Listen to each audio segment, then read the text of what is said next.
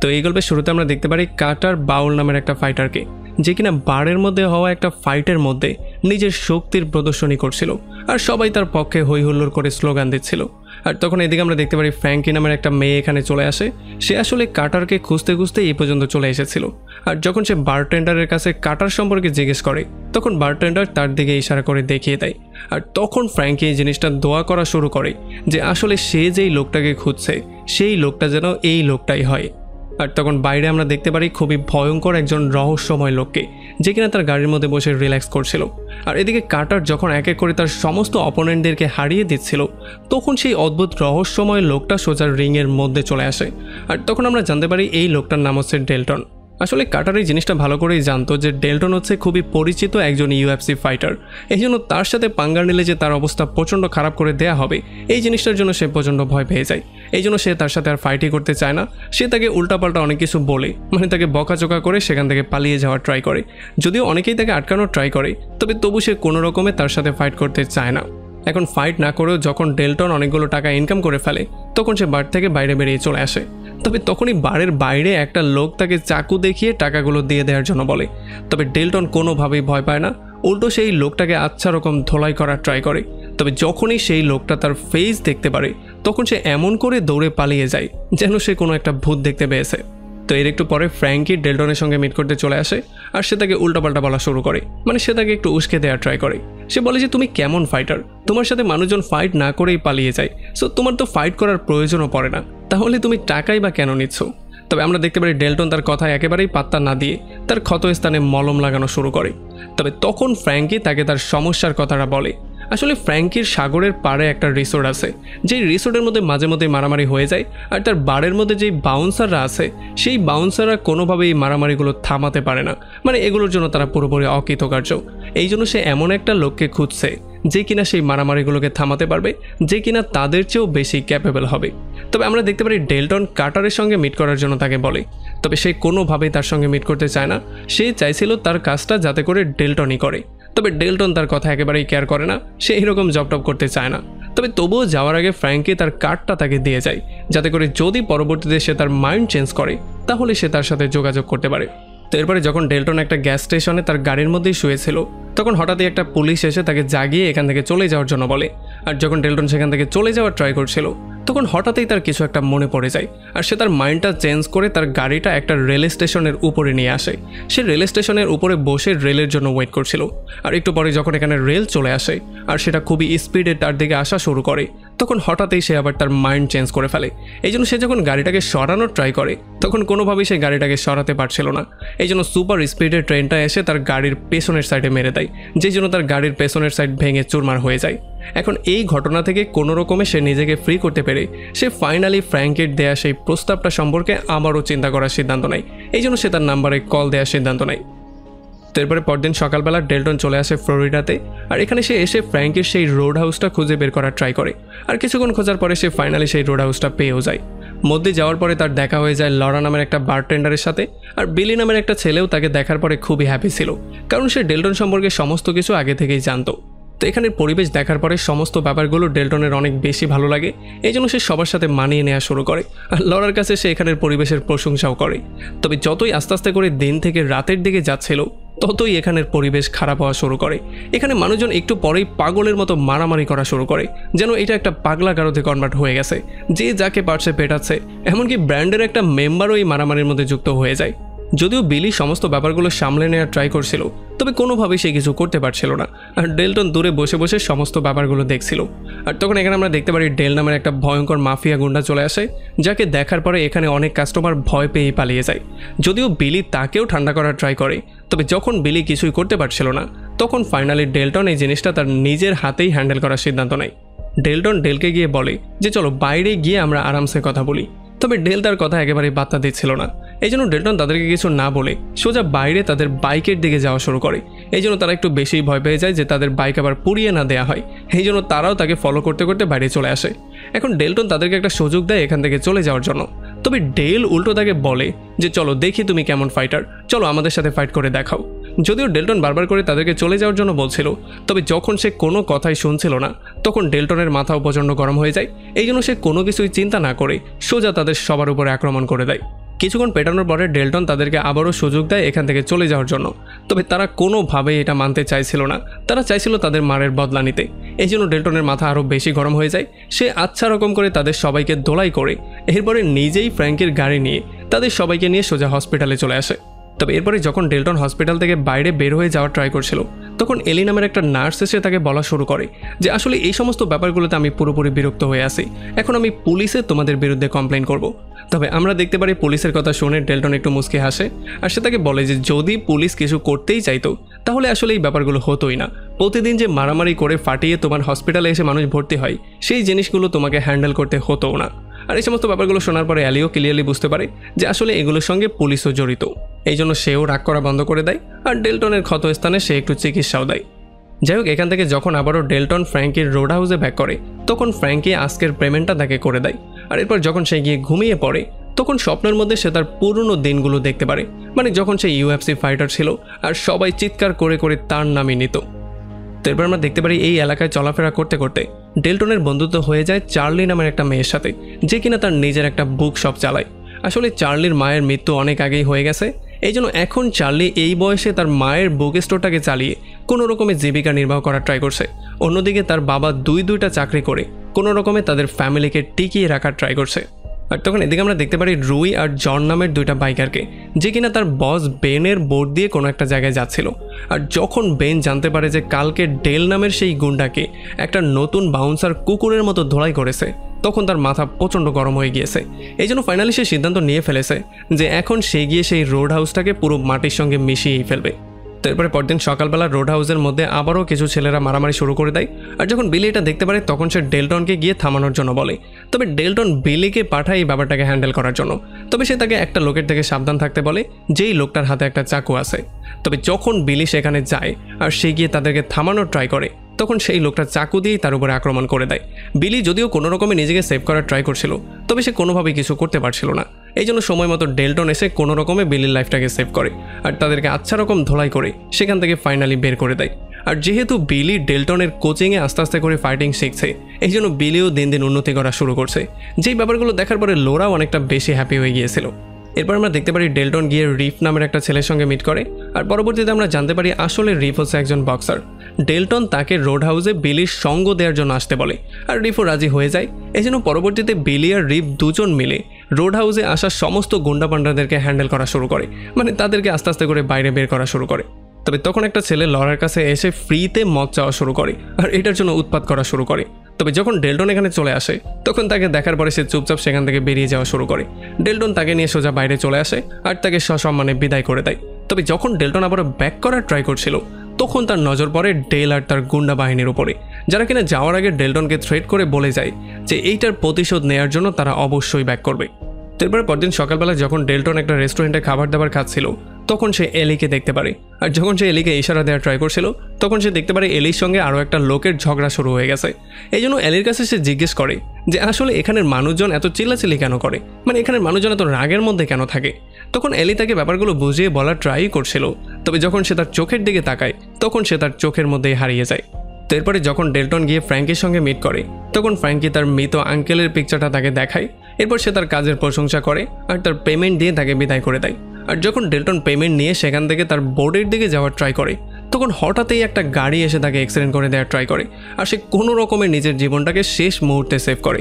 আসলে আমরা জানতে পারি ডেল এই গাড়িটা নিয়ে এসেছিল ডেল্টনকে মেরে ফেলার জন্য। আর এখানে অনেকক্ষণ ধরে মারামারি হাতাহাতি হওয়ার পরে ডেল ফাইনালি ডেল্টনকে সেখান থেকে নিচে সমুদ্রের মধ্যেই ফেলে দেয়। আর আমরা দেখতে পারি ডেল্টন কোনো রকমের সমুদ্র থেকে নিজের জীবনটা বাঁচিয়ে উঠে যখন সে তার বোটের মধ্যে চলে আসে তখন দরজা খোলার সঙ্গে সঙ্গেই সে দেখতে পারে যে ডেল তার জন্য অলরেডি বন্দুক নিয়ে সেখানে ওয়েট করছিল। যদিও ডেল্টন ডেলকে বারবার করে বুঝিয়ে বলার ট্রাই করছিল, তবে ডেল কোনোভাবেই কোনো কথা শুনছিল না। এই জন্য ডেল্টনের মাথা প্রচণ্ড গরম হয়ে যায় আর সে তাকে আচ্ছা রকম ধোলাই করে সোজা পানির মধ্যে ছুঁড়ে মারে। আর যখন ডেল সেখান থেকে উপরে আসার ট্রাই করছিল তখন হঠাৎই একটা কুমির এসে তার উপরে আক্রমণ করে তাকে ছিঁড়ে বিড়ে সেখানেই খেয়ে ফেলে। আর এরপরে পরদিন সকালবেলা একটা জেলে ডেল্টনকে বলে যে কালকে রাতের বেলায় যে ছেলেটাকে কুমির খেয়ে ফেলেছে সে হয়তোবা ড্রাগ মাফিয়ার একটা সদস্য হতে পারে। যদি সে ড্রাগ মাফিয়ার সদস্য হয় তাহলে তোমার উপরে ভয়ঙ্কর বিপদ আসতে পারে। তো এখন এই সমস্ত ব্যাপারগুলো কনফার্ম হওয়ার জন্য ডেল্টন সোজা চলে আসে চার্লির দোকানে। আর কিছু রিসার্চ করার পরে সে ড্রাগ মাফিয়াদের সম্পর্কে হালকা পাতলা তথ্য পেয়ে গেলেও ডেল যে আসলে ড্রাগ মাফিয়ার সদস্য ছিল কিনা এই ব্যাপারটা সে জানতে পারে না। তবে যখন সে দোকান থেকে বাইরে বেরিয়ে চলে আসে তখন বেনের পাঠানো একটা লোক তার সামনে চলে আসে আর সে বন্দুক দেখিয়ে তাকে থ্রেট করা শুরু করে। তবে ডেল্টন কোনোভাবে কোনো ভয় তো পায়ই না, বরং সে 1 সেকেন্ডের মধ্যে তার হাতটাকে পুরো উল্টো দিকে ঘুরিয়ে দেয়, মানে হাতটা ভেঙে ফেলে। আর এরপর সে বেনের জন্য একটা মেসেজও তার মাধ্যমে পাঠায়। সে বলে যে তাকে গিয়ে বলবে সে ভুল মানুষের সঙ্গে পাঙ্গা নিয়েছে, আমার সাথে পাঙ্গা নিলে তার মৃত্যু নিশ্চিত হয়ে যাবে। তবে তখন বেনের পাঠানো আরও একটা লোক এখানে চলে আসে আর ডেল্টন তাকেও বলে দেয় যে যদি তোমার বসের মধ্যে সাহস থাকে তাহলে বলবে সন্ধ্যাবেলায় আমার সাথে রোড হাউসের বাইরে মিট করতে। এইটা বলে যখন সে সোজা ফ্র্যাঙ্কির অফিসে চলে আসে আর তাকে জিজ্ঞেস করে যে ডেল আসলে এই জায়গাটা কেন চায়, তখন ফ্র্যাঙ্কি এটার কোনো উত্তরই তাকে দিতে চায় না আর তাকে এটাও ক্লিয়ার করে বলে দেয় যে এই ব্যাপারে আর আমাকে কোয়েশ্চেন করবে না আর এগুলো নিয়ে চিন্তাভাবনা করাও বন্ধ করে দাও। আর এইগুলো শোনার পরে এখন তো ডেল্টনের মাথায় কোয়েশ্চেনের বন্যা বইয়ে যাচ্ছে। সে বুঝতেই পারছিল না আসলে এগুলো হচ্ছেটা কি আর কিভাবে সে এগুলো হ্যান্ডেল করবে। এদিকে যখন বেনের সেই গ্রুপের মেম্বার ভাঙা হাত নিয়ে তার সঙ্গে মিট করতে আসে আর ডেল্টনের মেসেজটা তাকে বলে, তখন তার মাথা প্রচণ্ড গরম হয়ে যায়, কারণ ডেল্টন এখন তার রাস্তার কাটা হয়ে দাঁড়িয়েছে। আর তখনই তার কাছে জেল থেকে তার বাবা কল দেয়। তবে এখন বেন এত বেশি রাগের মধ্যে ছিল যে সে কিছু চিন্তাভাবনা না করে ফোনটা সোজা সমুদ্রের মধ্যে ছুঁড়ে ফেলে দেয়। আর তখন এদিকে আমরা দেখতে পারি নক্স নামের একটা লোককে। আসলে সে যখন অন্য একজনের ওয়াইফের সাথে ইন্টিমেট মুহূর্তে ছিল তখন তার হাজব্যান্ড এসে তাদের দুজনকে হাতে নাতে ধরে ফেলেছিল। এই জন্য সে সেখান থেকে কাপড় ছাড়াই কোনো রকমে পালিয়ে গিয়েছিল আর এখন সে কাপড় ছাড়াই রাস্তার মধ্যে হাঁটা শুরু করেছে। আর তখনই বেনের বাবা তাকে কল দিয়ে খুবই ইম্পর্ট্যান্ট একটা কাজ দেয় আর সেও এই কাজটা করার জন্য রাজি হয়ে যায়, মানে সে এখন বেনের সমস্যার সমাধান করতে বেরিয়ে পড়ে। তো এরপর পরদিন সকালবেলা এলি নামের সেই মেয়েটা পুলিশের একটা বোট নিয়ে ডেল্টনের সঙ্গে মিট করতে আসে আর এইটা দেখার পরে তো ডেল্টন পুরোপুরি শকড হয়ে যায়। এরপর তারা বোটে করে সমুদ্রের মাঝখানে চলে আসে আর সমুদ্রের মাঝে ছোট একটা দ্বীপে এসে তারা আশ্রয় নেয়। এখানে তারা বসে যখন এনজয় করছিল তখন এলি তার সঙ্গে কথাবার্তা বলে তার পেছনের জীবন সম্পর্কে জানার ট্রাই করছিল, মানে তার পাঁচ সম্পর্কে বারবার করে জিজ্ঞেস করছিল। তবে ডেল্টন এগুলো সম্পর্কে এখন বলতে ফুললি রেডি ছিল না, এই জন্য সে তাকে এটা ক্লিয়ার করে জানিয়ে দেয় যে আমার সাথে কথাবার্তা বলে সময় নষ্ট করো না, কারণ এতে করে তোমার লাভ হবে না, আমি পুরোটাই লস প্রজেক্ট। এগুলো বলে যখন ডেল্টন চলে যাওয়ার ট্রাই করে তখন এলি তাকে যাওয়ার পারমিশন দেয় না। সে তাকে বলে যে আমি তোমার সম্পর্কে অনেক বেশি রিসার্চ করে এসেছি আর তোমার সম্পর্কে আমি অনেক তথ্য অলরেডি জানি। এইটা বলে তারা দুজন খুবই ক্লোজই হয়ে যায়। এদিকে নক্স শহরের ডেলের বাড়িতে চলে আসে। সে এসে দেখতে পারে এখানে ডেলের সমস্ত বন্ধুরা ছিল। খুব শীঘ্রই বেনও এখানে তার সঙ্গে মিট করতে চলে আসে।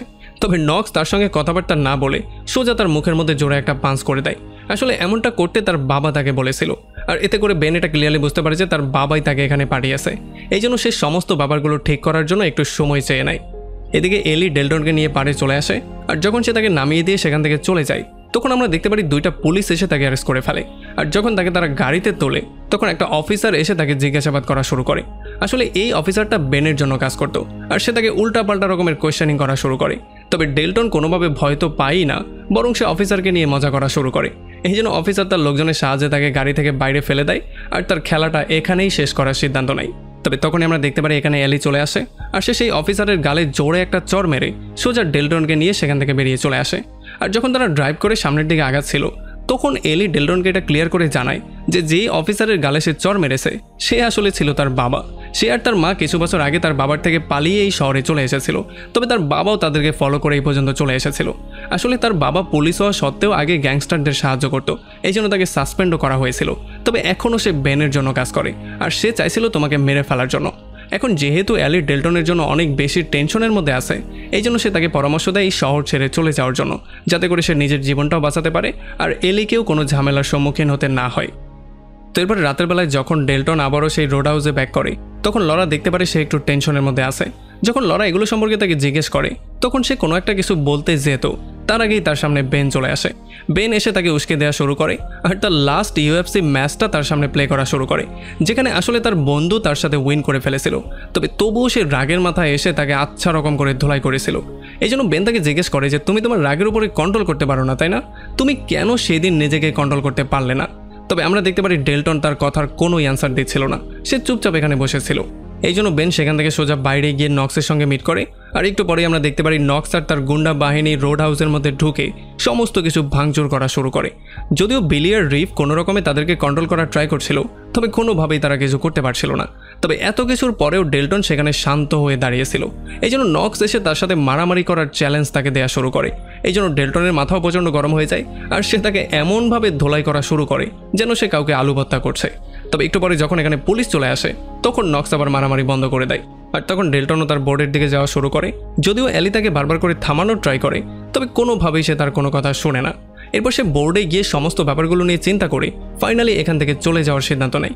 তবে যখন সে ব্যাগ প্যাক করে চলে যাওয়ার ট্রাই করছিল তখনই তার সামনে ফ্র্যাঙ্কি চলে আসে। ফ্র্যাঙ্কি প্রথমেই তার কাছে সমস্ত ব্যাপারগুলো লুকানোর জন্য মাপ চায় আর তাকে সমস্ত ব্যাপারগুলো ক্লিয়ার করে বলে। সে বলে যে বেন আসলে আমার কাছ থেকে আমার শেষ সম্বলটুকু ছিনিয়ে নিয়ে এখানে বিশাল বড় একটা রিসোর্ট বানাতে চায়। তবে এতে করেও ডেল্টনের কিছু যায় আসে না। সে ফ্র্যাঙ্কির কথা একেবারেই পাত্তা না দিয়ে সেখান থেকে বেরিয়ে যাওয়ারই সিদ্ধান্ত নেয়। আর তখন এদিকে বেন এই ব্যাপারটা জানতে পারে যে আসলে নক্স ডেল্টনকে মারতে পারেনি, উল্টো তো এখানে অন্য পুলিশরা চলে এসেছিল যারা এসে তাদের সমস্ত প্ল্যানগুলোকে চৌপাট করে দিয়েছে। মানে এখন তারা দুই কুলি হারাচ্ছে। এদিকে ডেল্টন তার সমস্ত জিনিসপত্র নিয়ে যখন বাস স্ট্যান্ডে বাসের জন্য ওয়েট করছিল তখন হঠাৎই সে নোটিস করে চার্লির দোকানটাকে পুরো জ্বালিয়ে পুড়িয়ে দেওয়া হয়েছে। যখন সে মধ্যে গিয়ে জানতে পারে যে চার্লি এবং তার বাবা হসপিটালে আছে তখন তার মাথা প্রচণ্ড গরম হয়ে যায়।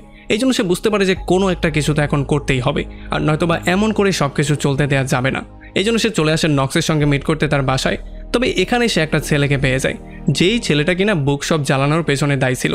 আর যখন সে এই জিনিসটা কনফার্ম হয়ে যায় তখনই ডেল্টন পাগলের মতো তার উপরে ঝাঁপিয়ে পড়ে আর কোনো কিছু চিন্তা না করেই তার রিডের হাড্ডি ভেঙে ফেলে।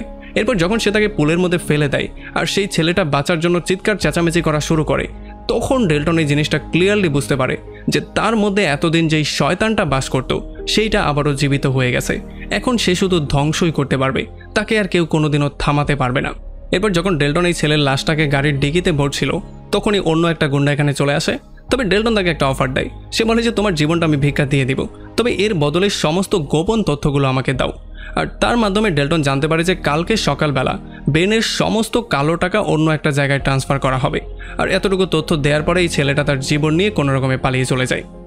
তারপরে রাতের বেলায় যখন ডেল্টন ঘুমাচ্ছিল তখন সে আবারও সেই স্বপ্নটাই দেখতে পারে, মানে তার লাস্ট ম্যাচের স্বপ্নটা, যেখানে সে তার বন্ধুকে নির্মমভাবে মেরে ফেলেছিল শুধুমাত্র তার রাগ কন্ট্রোল করতে না পেরে। যাই হোক, এরপরে পরদিন সকালবেলা ঘুম থেকে উঠেই সে কাজে লেগে পড়ে।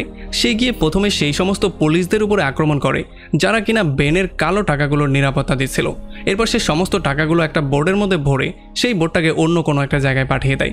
আর এরপর সে একটা পুলিশের বন্দুক নিয়ে যেই ছেলেটাকে কালকে সে খুন করেছিল সেই বন্দুক দিয়ে তার উপরে কয়েকটা গুলি করে যাতে করে সমস্ত দোষটা পুলিশের উপরে চলে আসে। আর এরপর যখনই পুলিশ জ্ঞান ফিরে পায় তখন সে পুলিশটার মাথায় এমন করে বাড়ি মারে যেন তার শর্ট টার্ম মেমোরি লস হয়ে যায়, মানে যাতে করে এখানে কি ঘটলো না ঘটলো এই ব্যাপারগুলো সে মনে রাখতে না পারে। এরপরে যখনই ডেল্টন একটা বোম বানানোর ট্রাই করছিল তখন তার সাথে মিট করতে সেই পুলিশ অফিসার চলে আসে। আর সে এসে তাকে বলে যে বেন আমার মেয়ে এলিকে কিডন্যাপ করে নিয়ে গেছে, আর সে বলেছে যদি তাকে আমি বাঁচাতে চাই তাহলে সমস্ত কালো টাকাগুলো তার চাই। যদিও প্রথম দিকে ডেল্টন নাটক করে বলছিল সে কোনো টাকা পয়সা সম্পর্কে কিছুই জানে না, তবে যখন বারবার করে এই অফিসার তাকে রিকোয়েস্ট করছিল তখন এলির জীবনের কথা চিন্তা করে ফাইনালি ডেল্টন তাকে জিজ্ঞেস করে যে কখন এবং কোথায় তার বেনের সঙ্গে মিট করতে হবে। আর এগুলো বলার পরে যখন এখান থেকে অফিসার চলে যায় তখন আমরা দেখতে পারি সে তার বন্ধুর একটা স্পিডবোট নিয়ে সোজা বেনের সঙ্গে মিট করতে বেরিয়ে পড়ে। আর এদিকে আমরা দেখতে পারি যখন নক্স তার বাড়িতে গিয়ে পৌঁছায় তখন সে বুঝতে পারে এখানে অদ্ভুত কিছু একটা হবে, কারণ এখানে সমস্ত জায়গায় অদ্ভুত একটা নীরবতা ছিল। এখন যখনই ডেল্টন বেনের বোর্ডের মধ্যে চলে আসে তখন তার প্রথমেই দেখা হয় স্যাম নামের একটা ছেলের সাথে। এই ছেলেটা তাকে বলে যে বেন তোমাকে দেখার পরে একেবারেই হ্যাপি হবে না, কারণ তুমি টাকা ছাড়া খালি হাতে এসেছো। তবে যখন ডেল্টন তাকে উল্টাপাল্টা অ্যান্সার দেওয়া শুরু করে তখন তার মাথা প্রচণ্ড গরম হয়ে যায়। এই জন্য সে রাগের মাথায় তার মুখের মধ্যে জোরে একটা পাঞ্চি করে দেয়। এরপর যখন সে গিয়ে বেন আর সেই অফিসারের সঙ্গে মিট করে তখন এই অফিসার তাকে বলে যে আমার মেয়ে অ্যালি পুরোপুরি ঠিক আছে, আমি তো শুধুমাত্র তোমাকে বেনের জালের মধ্যে ফাঁসানোর জন্য নাটক করছিলাম। তবে এরপরে বেন তাকে বলে যে না, তুমি নাটক করছিলে না, আমি তোমার মেয়ে অ্যালিকে সত্যিই কিডন্যাপ করেছি। এইটা শোনার পরে তো অফিসারের মাথা প্রচণ্ড গরম হয়ে যায় আর সে বেনের উপরেই চড়া হওয়া শুরু হয়। তবে যখন বেন দেখতে পারে ডেল্টন কোনো টাকা পয়সা ছাড়াই এখানে এসেছে তখন সে স্যামকে অর্ডার দিয়ে বলে দেয় যাতে করে সে ডেল্টনের আচ্ছা রকম করে যত্ন নেয়। আর যখন স্যাম তার উপরে আক্রমণ করতে যাচ্ছিল তখন বেন বারবার করে এলিকে মেরে ফেলার হুমকি দিচ্ছিল। তবে তখন এখানে নক্সের বোর্ডটা চলে আসে আর এইটা দেখার সঙ্গে সঙ্গেই ডেল্টন বোমের বাটনে প্রেস করে দেয়, যেই বোমটা কিনা সে নক্সের স্পিড বোর্ডের মধ্যে লাগিয়েছিল।